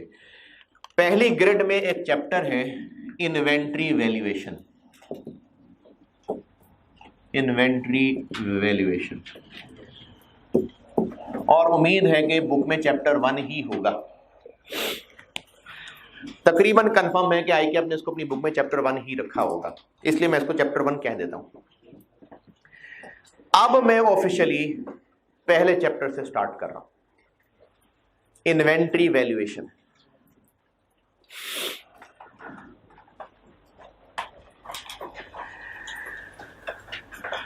अच्छा, अब जिन लोगों ने प्रॉपर इंट्रो पढ़ी हुई है, प्रॉपर, एक तो वो कॉम है ना जिनकी खबर आने के बाद, जिस तरह मैट्रिक एफएससी के साथ हो रहा था अभी पिछले साल 2 साल में, अब ये जो लोग पिछले साल 2 साल में मैट्रिक एफएससी करके निकले, ये खला रहेगा सारी जिंदगी। और इसी तरह से वो लोग जो इंट्रो और इको छोड़ के खुशियां मना के निकले, ये खला रहेगा आगे। तो जिन लोगों ने प्रॉपर इंट्रो पढ़ी है तो उसमें इन्वेंट्री पड़ी हुई है, cost, NRV, FIFO weighted average, double entries भी पड़ी होंगी। जिन लोगों ने इंट्रो नहीं पढ़ी तो बहरहाल उनको भी जीने का हक तो है, ऐसा तो नहीं है कि मैं कहूँगा निकल जाओ क्लास से, वो भी चूंकि क्लास में बैठे हुए हैं तो पढ़ाना तो मैंने उनको सामने रख के। अच्छा, एक तो ये कि उनको सामने रख के पढ़ाना है, दूसरा ये कि जब एक चीज सिलेबस में प्रॉपर मौजूद है तो फिर मैं उसको जीरो से ही पढ़ाऊंगा। तो मैं आपको ये चैप्टर इन्वेंट्री वैल्यूएशन जीरो से ही पढ़ाने लगा हूं। कुछ लोगों को रिपीटिशन लगेगी तो वो फिर लगेगी तो लगेगी, है सिलेबस में तो है, तो मैं इसको जीरो से पढ़ाऊंगा। जिन लोगों ने इंट्रो में टॉपिक नहीं पढ़ा हुआ तो ये महरूमी का शिकार मत रहिएगा। जो मेरे मुंह से बस एक वर्ड निकल गया था कि कॉस्ट ऑफ प्रोडक्शन में रिवाइज करवा रहा हूं, तो वो फिर उसको रिवीजन ही समझते रहे कि सर तो फिर रिवाइज ही करा रहे हैं। तो इन्वेंट्री वैल्यूएशन में जीरो से ही बता रहा हूं। जिन्होंने पढ़ी हुई है, बार बार पढ़ी हुई है, एक बार और पढ़ लें, और जिन्होंने नहीं पढ़ी हुई मैं जीरो से ही पढ़ाने लगा। पहले भी कॉस्ट में ये मौजूद था, लेकिन इसकी टेस्टिंग ज्यादा नहीं थी, और टेस्टिंग ज्यादा ना होने की रीजन ये थी कि ये बच्चे इंट्रो में भी पढ़ के अच्छी तरह आए होते थे और FAR 1 में भी कहीं ना कहीं ये इसको हैंडल कर लेते थे। तो ये बेशक चैप्टर मौजूद था लेकिन इसकी टेस्टिंग को खास थी नहीं। और एक और वजह ये थी कि इससे और बहुत इंपॉर्टेंट चैप्टर सिलेबस में थे, उनकी टेस्टिंग थी। अब उन और बहुत इंपॉर्टेंट चैप्टर्स में से 2 निकल गए हुए हैं, एक बजटिंग जिसमें से तकरीबन कंफर्म सवाल आता था, और एक लॉन्ग टर्म डिसीजन मेकिंग जिसमें से कंफर्म सवाल आता था। ये 2 चैप्टर्स निकल गए, और 2 चैप्टर्स और थ्योरी वाले थे, रट्टे वाले, जिनमें से कोई 5-7 नंबर का सवाल आ जाता होता था। सस्टेनेबिलिटी रिपोर्टिंग के नाम से था और एक फाइनेंशियल इंस्ट्रूमेंट्स के नाम से था। ये चारों चैप्टर्स कॉस्ट के सिलेबस से निकल गए। सस्टेनेबिलिटी रिपोर्टिंग, फाइनेंशियल इंस्ट्रूमेंट्स, ये मैं नाम रिपीटर्स के लिए बता रहा हूँ कि जिन्होंने पहले कॉस्ट पढ़ी हुई है। Sustainability reporting, financial instruments, long term decision making, और जिनको लॉन्ग टर्म डिसीजन मेकिंग नहीं पता था, NPV IRR की बात कर रहा हूँ, और बजटिंग। ये 4 चैप्टर जिनसे पेपर में तकरीबन को 25 से 30 मार्क्स टेस्ट हो जाते थे, ये कॉस्ट में से निकल गए। नए ऐड कोई नहीं। अच्छा, अब इससे फर्क क्या पड़ेगा है? जब आप एक बेंच के ऊपर सुकड़ सुकड़ के बैठे हुए हैं और 2 लोग उठ जाएंगे तो क्या होगा, खुले होके बैठ जाएंगे ना। तो जिन चैप्टर से पहले सवाल कभी नहीं भी आते थे, अब उनको भी मौका मिल जाएगा। या पहले अगर जबरदस्ती 3 में से बस कोई 2 टॉपिक ही पूछ पाता था एग्जामिनर, तो अब तीनों पूछ लिया करेगा। इस वजह से अब इसकी वैल्यू थोड़ी सी बढ़ जाएगी कि इसमें से सवाल हो सकता है अब रेगुलरली आ जाए। तो एक तो इंट्रो वालों ने अब इतनी डिटेल से नहीं पढ़ा होगा, दूसरा सिलेबस में बेशक ये पहले मौजूद था लेकिन इसकी टेस्टिंग उतनी ज्यादा नहीं थी, तो ये मैं ऐसे फड़का के गुजर जाता था। बल्कि मैं जबानी पूछता था, हाँ भी पता है फाइफो क्या होता है जी, पता है एनआरबी क्या होती है, ये लो हो गया चैप्टर, और इखलाकन 2 सवाल करा देता था। लेकिन अब इसको मैं इज्जत के साथ कर रहा हूं। ठीक है जी, अब हम ऑफिशियली कॉस्ट अकाउंटिंग शुरू कर रहे हैं। इन्वेंट्री वैल्यूएशन,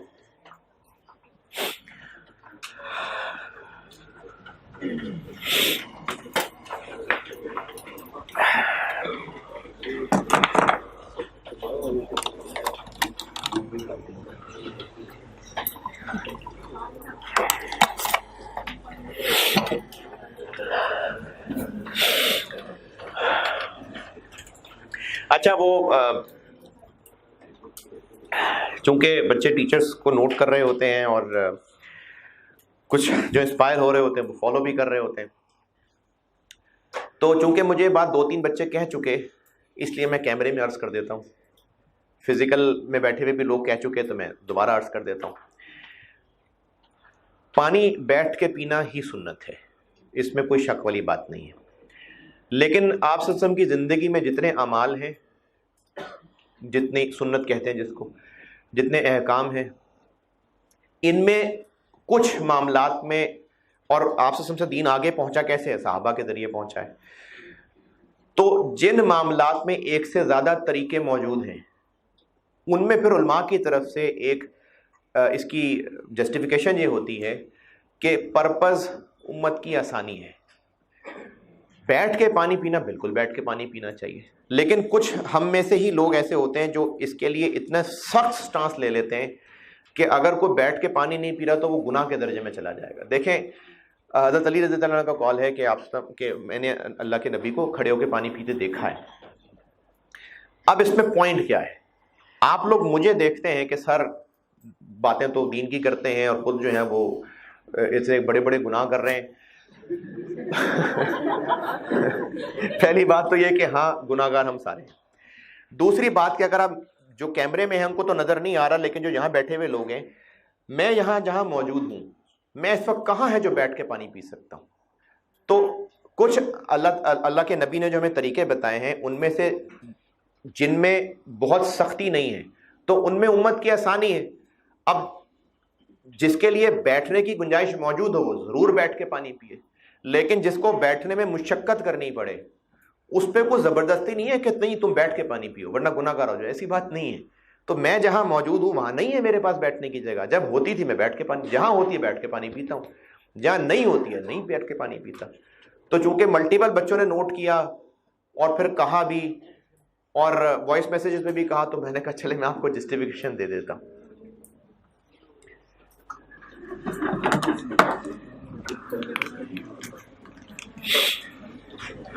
एक बिजनेस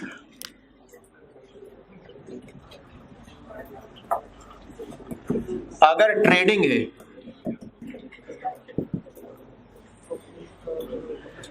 तो उस ट्रेडिंग बिजनेस की इन्वेंट्री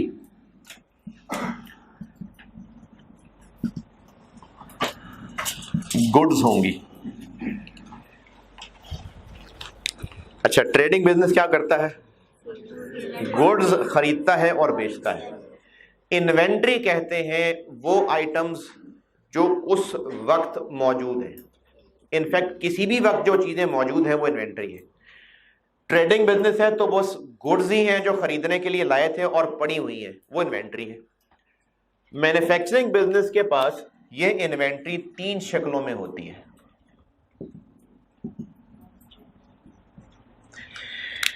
मैन्युफैक्चरिंग बिजनेस की जो इन्वेंट्री है ये मैं आपको पिछली क्लास में तीनों नाम बता चुका हुआ हूं। एक इन्वेंट्री होती है मटेरियल, एक इन्वेंट्री होती है वर्क इन प्रोसेस और एक इन्वेंट्री होती है फिनिश गुड्स। तो जो भी चीजें फिजिकली पड़ी हुई हैं फॉर ऑनवर्ड सेल या यूज, वो इन्वेंट्री है। इसमें कुछ बच्चे ये समझते हैं कि इन्वेंट्री वो होती है जो साल के एंड पे, वो क्लोजिंग इन्वेंट्री होती है, वो ईयर एंड इन्वेंट्री होती है। आप किसी भी शॉप पे कभी भी कोई भी चीज खरीदने चले जाएं तो वो सारी शॉप खाली पड़ी होगी, तो जो कुछ भी वहां शॉप पे मौजूद है वो उसकी इन्वेंट्री है। तो जो चीजें मौजूद हैं वो इन्वेंट्री है। ट्रेडिंग बिजनेस की इन्वेंट्री सिर्फ गुड्स है और मैन्युफैक्चरिंग बिजनेस की इन्वेंट्री ये सब है। इस चैप्टर में जो हम ज्यादा इस वक्त सीख रहे होंगे चीजें, वो इन पे और इन पे बात कर रहे होंगे, क्योंकि इससे रिलेटेड चीजें हम सीखेंगे जाके प्रोसेस कॉस्टिंग में। तो इस चैप्टर में फोकस इन दो चीजों पे, मेनली इस पे होगा, लेकिन क्वेश्चंस की हद तक इस पे भी हो सकता है, ज्यादा इन दोनों पे होगा। हाँ, हो सकता है किसी क्वेश्चन के अंदर ये भी बीच में आ रहा हो सकता है। ये प्रोसेस कॉस्टिंग में जाके पढ़ेंगे, ये चीज डिस्कस होगी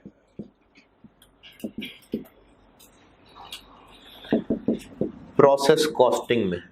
प्रोसेस कॉस्टिंग नाम का एक चैप्टर है, ये वहां पढ़ेंगे जाके, प्रोसेस कॉस्टिंग। तो बाकी फिर हम इस चैप्टर में रॉ मटेरियल और गुड्स की बात कर रहे होंगे।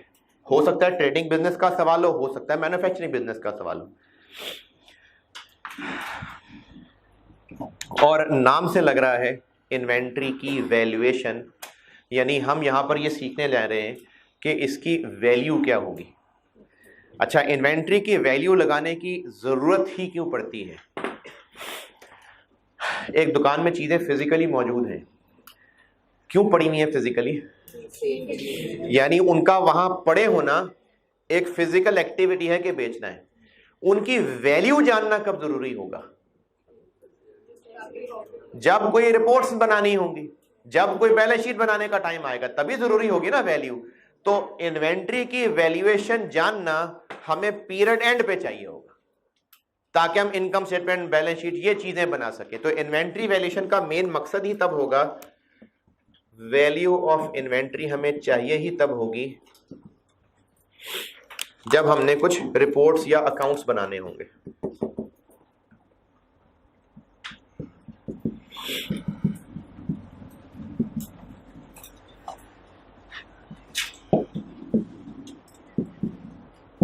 हम बुक्स में इसकी क्या अमाउंट रख रहे हैं, ये वैल्यू ऑफ इन्वेंट्री। और वैल्यू ऑफ इन्वेंट्री यानी इन्वेंट्री की अमाउंट, चाहे इनमें से जो भी इन्वेंट्री हो, value of inventory is equal to lower of दो चीजें, क्या? कॉस्ट और एनआरवी। तो जो इन्वेंट्री हमारे पास साल के एंड पे मौजूद है, ईयर एंड इन्वेंट्री, अगर उसकी वैल्यू निकालनी हो तो वो होगी लोअर ऑफ उसकी कॉस्ट और एनआरवी।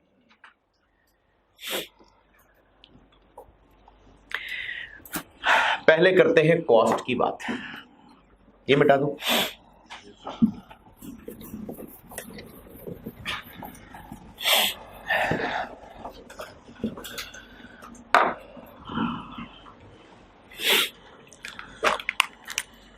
पहले कॉस्ट।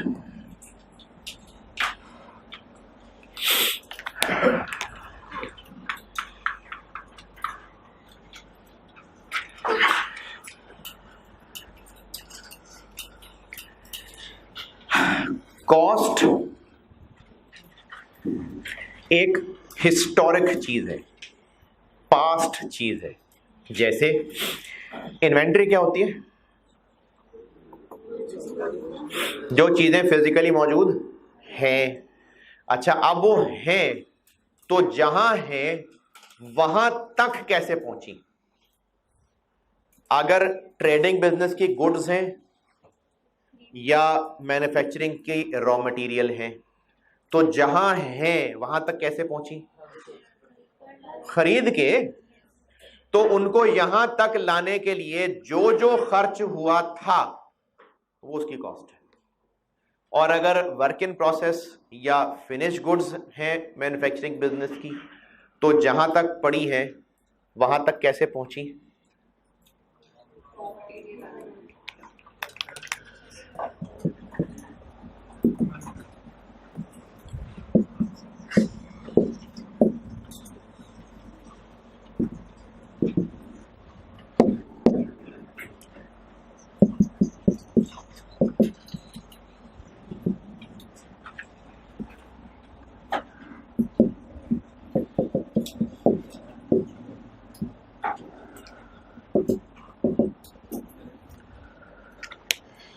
मैंने पूछा है कि अगर इन्वेंट्री ये है तो ये हम तक कैसे पहुंची है?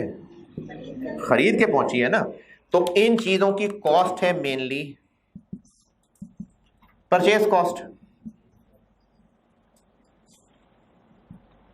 है ना? और अगर मैन्युफैक्चरिंग बिजनेस के वर्क इन प्रोसेस या फिनिश गुड्स की बात हो रही है, ये पिछली क्लास में बता चुका हूं, तो इनकी कॉस्ट तक पहुंचने में क्या क्या खर्च हो चुका? मटेरियल कॉस्ट प्लस लेबर और प्लस एफओएच। और इन दोनों को, ये अभी मैं लिख तो रहा हूं, मेनली हम इस पे बात करेंगे प्रोसेस कॉस्टिंग में। इनको कहते हैं कन्वर्जन कॉस्ट।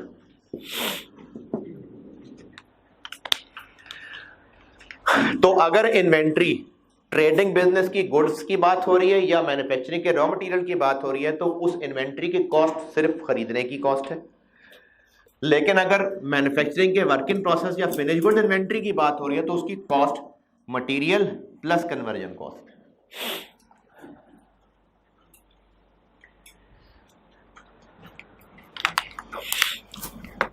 यानी ये है सही है, सही है। कहां पर? Labour plus FOH. पिछली क्लास में यही तीन चीजें बताई है ना, डायरेक्ट मटेरियल, डायरेक्ट लेबर और एफओएच। इनको मिला के, लेबर और एफओएच को मिला के कन्वर्जन कॉस्ट कहते हैं। ये प्रोसेस कॉस्टिंग में पढ़ेंगे हम। अच्छा, असल में मल्टी कलर यूज करता हूं तो भूल जाता हूं। वो किसी ने कहा था ग्रीन मार्कर नहीं सही नजर आता, ये मैंने कन्वर्जन कॉस्ट लिखी हुई है, कन्वर्जन कॉस्ट। चलिए मैं कम ही यूज करूंगा ग्रीन। ये मैंने जो एरो लगाई है, मैंने क्या कहा है कि जो इनमें मटेरियल लगा है वो यही है ना, कि जितने का वो खरीदा था प्लस उसमें ये खर्चे भी ऐड हो गए, तो वो ये चीजों की कॉस्ट बन गई। तो इसके लिए भी ये चीज चाहिए और इनके लिए तो कॉस्ट है ही यही। तो पहले हम इसकी बात, परचेज कॉस्ट में क्या शामिल होता है, ये बता दो।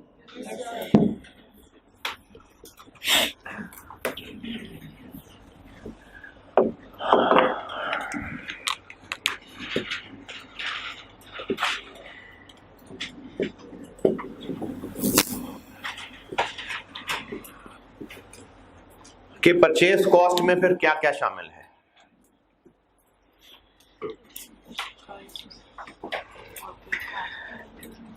बनाने को तो खैर लंबी लिस्ट बन सकती है, लेकिन मैं आपको सिर्फ मेन बातें बता रहा हूं। परचेज प्राइस तो है कि जितने का हम इसको खरीदेंगे, फिर इसमें अगर कोई ट्रेड डिस्काउंट वगैरह है तो वो माइनस कर लेंगे।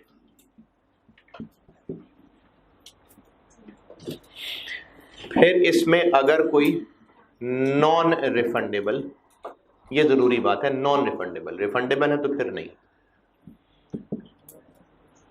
टैक्सेस और ड्यूटीज।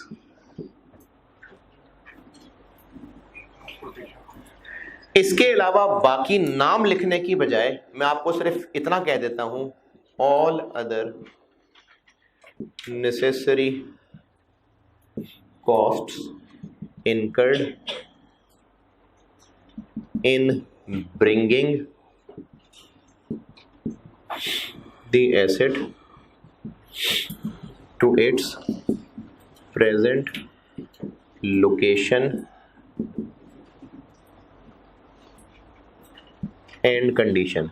इसका मतलब होता है कि इन्वेंट्री जहां और जैसी हालत में है वहां तक पहुंचने के लिए जो जरूरी खर्चे थे, जैसे जहां से इन्वेंट्री खरीदी तो वो डोरेमोन के एनीवेयर डोर से हमारे स्टोर में पहुंच गई है, फिर लेके आना पड़ा है ना, लेके आना पड़ा है, उसको पोर्ट से क्लियर कराना पड़ा है, एजेंट के चार्जेस देने पड़े, ट्रक का खर्चा पड़ा, रास्ते की इंश्योरेंस करानी पड़ी, तो वो सारे खर्चे जो इन्वेंट्री को स्टोर तक पहुंचाने के लिए थे वो सब उसकी कॉस्ट का हिस्सा है। बहुत कुछ लिखा हुआ है, कौन से वाले की बात कर रहे हो? प्लस बता रहा हूं ना, all other necessary cost incurred in bringing मतलब लेके आना the asset to its present location and condition.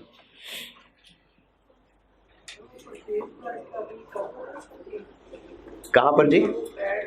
देखें, मैंने कहा कि जो परचेज कॉस्ट है वो है कि जो चीज हमने खरीदी वो हमें कितने की कॉस्ट की, हमें वो सारा खर्चा जो खरीदने से लेके स्टोर में लाने तक लगा ये सब कॉस्ट का हिस्सा बनेंगे ना, तो इसको कंपोनेंट्स कह दिया कि इसमें क्या क्या शामिल है। अब वो मैंने मिसालें लिखी हुई हैं कि जितने का खरीदा माइनस अगर कोई ट्रेड डिस्काउंट है तो प्लस ड्यूटीज टैक्सेस और वो सारे खर्चे जैसे ट्रांसपोर्टेशन इंश्योरेंस जो रास्ते के लिए जरूरी थे कि बस किसी तरह स्टोर तक पहुंच जाए, वो सारे मिला के कॉस्ट है जी। क्या जी? मेंटेनेंस कॉस्ट इन्वेंट्री की कैसे होगी? मैं पूछ रहा हूं ना कि स्टोर में चीजें पड़ी हैं बेचने के लिए, रॉ मटेरियल, उनकी मेंटेनेंस कॉस्ट कैसे होगी? पूछ रहा हूं ना मेंटेनेंस, तो मेंटेनेंस किस बात की? एक स्टोर में सब कोल्ड ड्रिंक्स पड़ी हैं, हाँ जी, फ्रिज में रखते हैं तो फ्रिज के तो कॉस्ट आ रही है ना। अच्छा, सवाल ये पूछा है कि हम आइटम्स खरीद के स्टोर में ले आए, अब उनको स्टोर में लाके अगर 2, 4, 5, 6 महीने रखे रहे तो उनको रखे रहने की कॉस्ट क्या परचेज कॉस्ट में शामिल है? क्या लगता है होनी चाहिए? परचेज कॉस्ट में नहीं। ये क्या कहा है? ब्रिंगिंग, नॉट कीपिंग होल्डिंग, नहीं ब्रिंगिंग। तो बस स्टोर में लाने तक का जो खर्चा है वो परचेज कॉस्ट। अब उसके बाद जो स्टोर में और खर्चे हो रहे हैं वो स्टोर करने की कॉस्ट है, वो परचेज कॉस्ट नहीं है। ठीक है जी?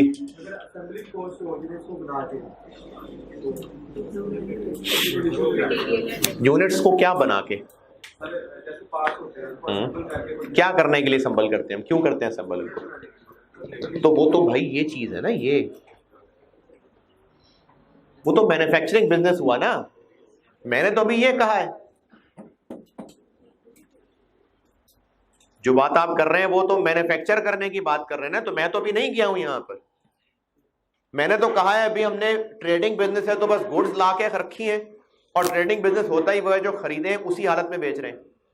और दूसरी मैंने बात की है मैन्युफैक्चरिंग बिजनेस का रॉ मटेरियल, तो अभी तो बात है ही सिर्फ खरीदने की।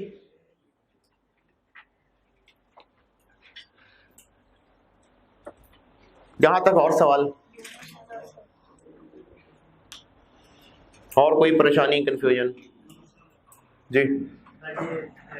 एक की बिजनेस काफी लोकेशन होती है ना जहाँ पे एक्चुअली बिजनेस काफी होती है, तो वो इन्वेंट्री जो है ना ट्रेडिंग बिजनेस है, फिनिश गुड्स लाता है, मतलब फिर में उसका एक्चुअल में बिजनेस उसके अंदर के इन्वॉल्व ये चीज़ होता है उसी में स्टोर जो करना है वो वाली कॉस्ट रहेगी, वो परचेज कॉस्ट भी रहेगी। सवाल ये पूछा है कि ये जो कहा है कि चीजें लाने तक, तो कहाँ लाने तक? देखें, बिजनेस ने चीजें जहां जहां स्टोर करनी है वहां लाने तक। इन्वेंट्री है ही क्या? स्टॉक। अच्छा, स्टॉक क्या है? इन्वेंट्री। अच्छा, इन्वेंट्री क्या है? स्टॉक। क्या है इन्वेंट्री? जो चीजें फिजिकली मौजूद है। कहाँ मौजूद है? किसी स्टोर में मौजूद है ना, तो वहां तक पहुंचने के लिए, अब चाहे वो हमारा कराची में स्टोर है, चाहे कोटा में स्टोर है, चाहे मियां वाली में स्टोर है, चाहे लाहौर में स्टोर है, जहां जहां स्टोर्स हैं, खरीद के वहां तक लाने में जो खर्चा है वो परचेज कॉस्ट। फाइनल डेस्टिनेशन कौन सा? पार्ट 1, पार्ट 2, पार्ट 3 कौन सा? अच्छा बोलो।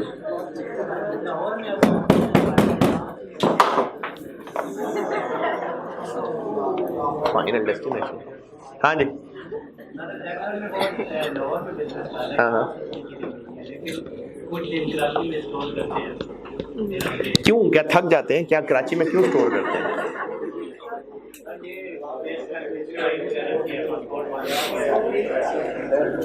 अच्छा, मैं आपके सवाल को ना थोड़ा सा चेंज कर लेता हूं। अच्छा, ये जो दूसरे स्टूडेंट सवाल करते हैं ना, ये सुना करें और काम के होते हैं, सीखने को मिलता है।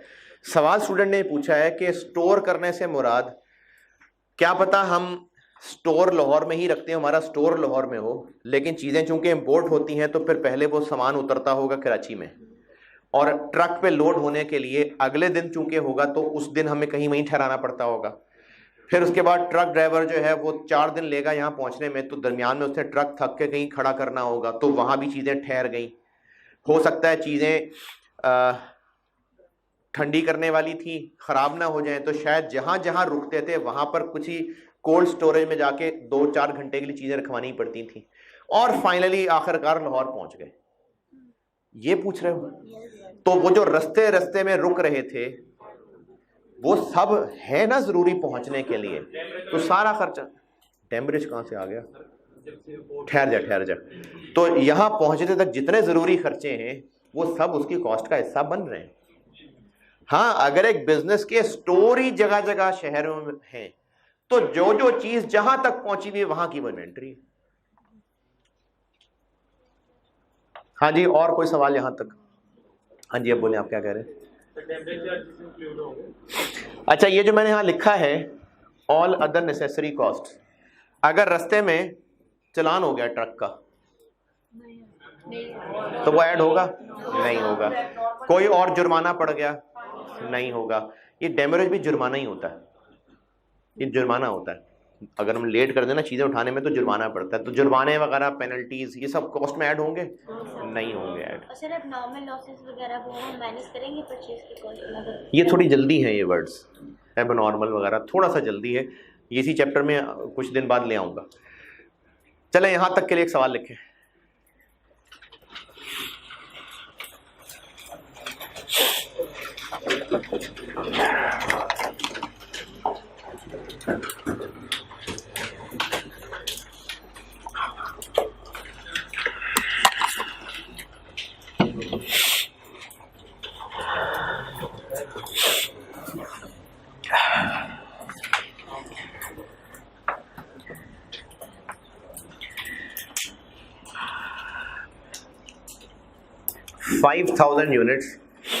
$5,000 units of material A,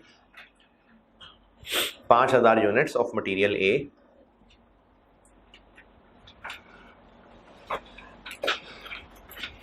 were imported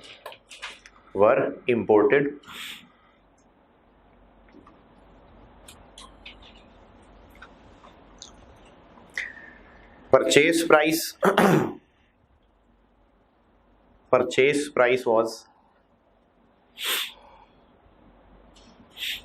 $120 per unit, 120 per unit, 120 रुपए पर यूनिट।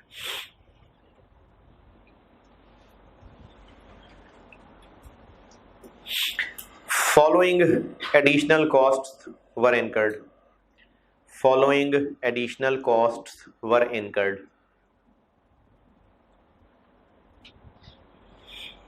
अब फॉलोइंग में एक एक करके बता रहा हूं। 10% refundable sales tax, 10% refundable sales tax,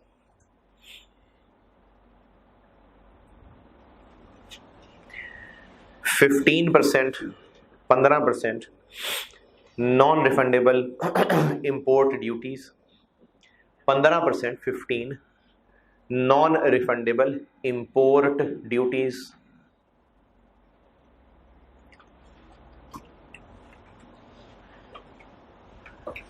transportation charges, transportation charges,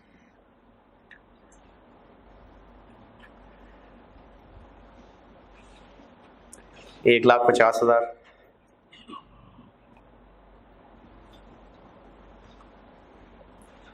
transit insurance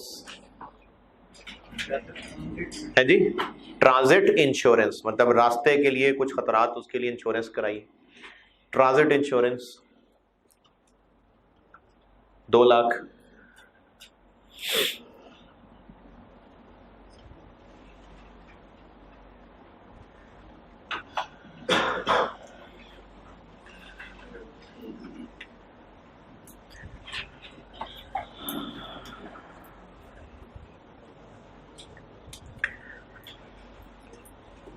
monthly salary of store manager,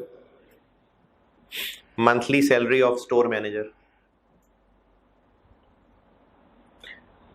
25,000,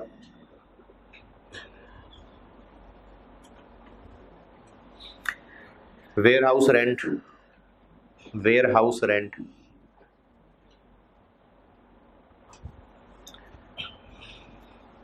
160,000 per month, 1,60,000 per month.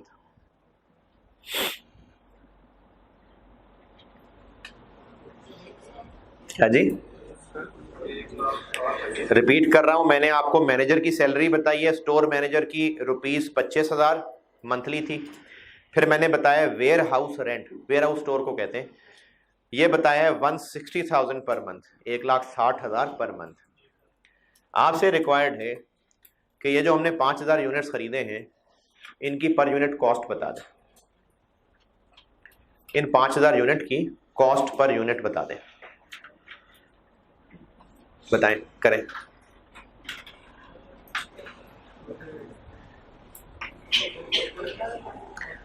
मैंने कहा है ये जो 5,000 यूनिट्स खरीदे हैं इनकी पर यूनिट कॉस्ट बता दें।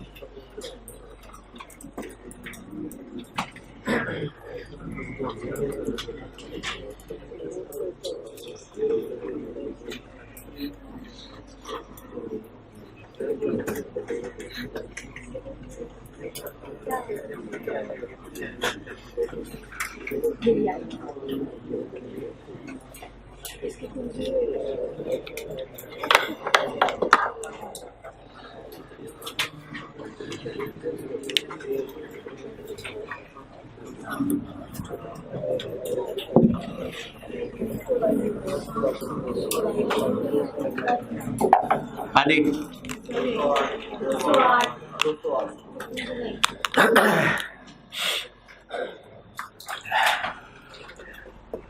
जो खरीदने की प्राइस थी वो तो है ही है, कितनी थी? 120, ये तो है ही है। इसके अलावा क्या क्या शामिल करूं? जो नॉन रिफंडेबल ड्यूटी है कितनी?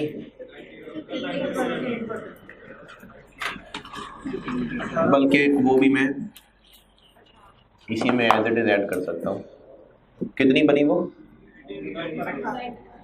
इसका 15%, 120 का 15%, 18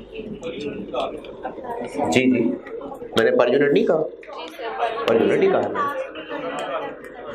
कोई बात नहीं, कोई बात नहीं, कोई बात नहीं। अच्छा जी, और क्या है? अच्छा, अब जो बाकी चीजें हैं वो चूंकि टोटल है तो उनको फिर ऐसे कर लेते हैं। क्या क्या है? ट्रांसपोर्टेशन कितनी है? 150,000। और ट्रांजिट इंश्योरेंस है कितनी? 2 लाख। और बस, बाकियों को नहीं करना, वो खरीद के लाने के खर्चे नहीं है। 3। और ये कितने यूनिट्स के लिए है? तो इसको पर यूनिट करना है तो क्या करूं?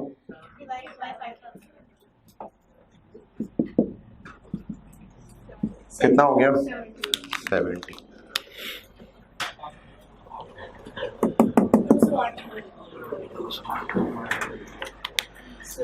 जी, ट्रांसपोर्टेशन जो चार्जेस है, रास्ता तो उतना ही रहेगा, तो ये मतलब फिक्स कॉस्ट नहीं होगी? अच्छा, इसमें फिक्स्ड और वेरिएबल वाली बात छोड़ दें। नहीं मतलब सर, इसको पर यूनिट तो नहीं करेंगे, ये 1.5 लाख ही रहेगा। पर यूनिट कॉस्ट मैंने कहीं निकालने के लिए फिक्स्ड वेरिएबल चीजों को छोड़ दें। अभी जब जहां जितना इस्तेमाल लाना होगा वो ले आऊंगा। अभी वेरिएबल फिक्स को फिलहाल भूल जाएं।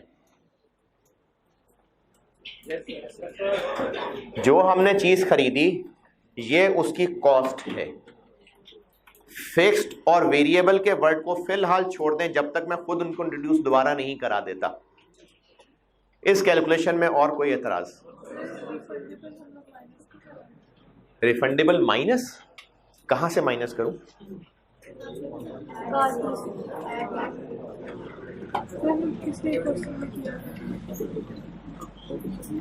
अच्छा, मैंने इसमें रिफंडेबल को माइनस नहीं किया। देखें, आपको जो डाटा दिया हुआ है अगर उसमें सब शामिल है तो रिफंडेबल उसमें से माइनस कर दें। ये तो हम खुद एक एक चीज ऐड कर रहे हैं, तो नॉन रिफंडेबल ऐड कर दिया, रिफंडेबल को ऐड नहीं करेंगे। क्यों?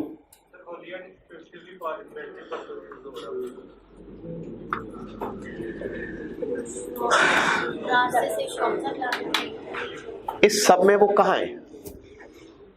इस सब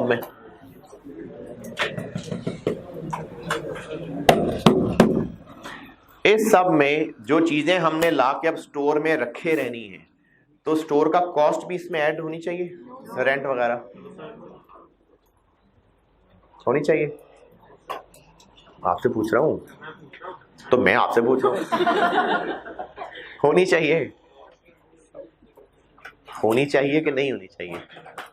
होनी चाहिए। क्यों होनी चाहिए? क्या होनी चाहिए? तो रेजिगर होनी चाहिए। मैंने पूछा ये है कि जो वेयर हाउस का रेंट है, क्या ये भी इसकी कॉस्ट में ऐड होना चाहिए? नहीं? क्यों नहीं?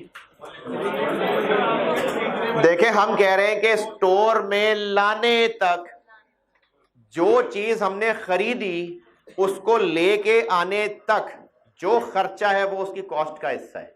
अब चाहे वो स्टोर में 2 महीने पड़ा रहे, 2 साल पड़ा रहे, 20 साल पड़ा रहे, वो स्टोर का खर्चा एक अलग मसला है।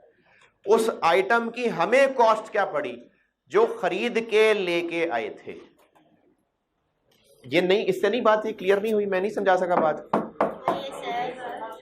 ब्रिंगिंग नहीं, तो वेयर हाउस कॉस्ट नहीं आनी है इसमें। ओके, हाँ जी।